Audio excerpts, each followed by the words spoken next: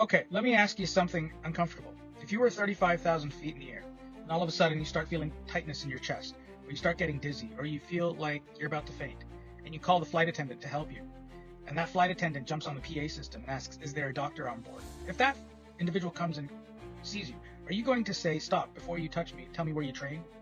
Where are you licensed? Can you speak English?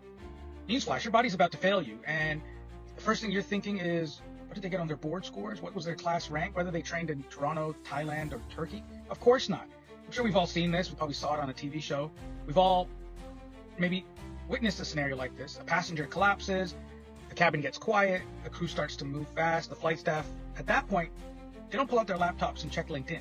They don't debate accreditation politics. They go straight to the PA system and ask if there's a doctor on board. They may check the flight manifest, but oftentimes most healthcare professionals don't want to list their profession. And here's the reality. This isn't rare. A 2025 Duke Health and MedAir study showed that there are roughly 50 to 60,000 in-flight emergencies every year worldwide. That's roughly one emergency every 200 or so flights. That's wild. In Canada alone, there's about 160 million passenger movements annually.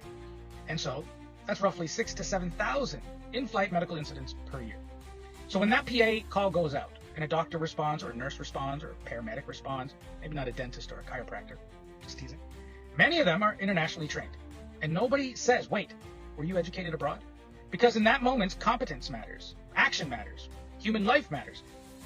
So here's the uncomfortable question. Why is it that at 35,000 feet, when your oxygen is thin and your heart rate is unstable, an international physician is good enough to save your life, but on the ground, suddenly we scrutinize them. Suddenly we debate legitimacy. Suddenly we question their training. Why does the altitude change our standards? Now, I'm not saying that standards shouldn't exist. Of course they should. Canada absolutely needs rigorous licensing, but we need to ask ourselves, are we applying standards or are we applying assumptions? I'm curious. Comment below. Let me know what you're thinking. If you were on a flight, would you ask the doctor where they trained before letting them treat you? Just thoughts. And share this with someone who needs to think about this, because this conversation is bigger than a plane ride. It's about how we value global talent in this country. And this right here is exactly why conversations like this are happening at the International Medical Graduate Conference and Expo. Now going into our third year. So if you care about the future of healthcare in Canada, or you want to be a part of it, or you are just curious to see what's actually going on, then you need to be in that room. So I invite you out June 19th through the 21st in Toronto. Grab your tickets. They go on sale April 1st.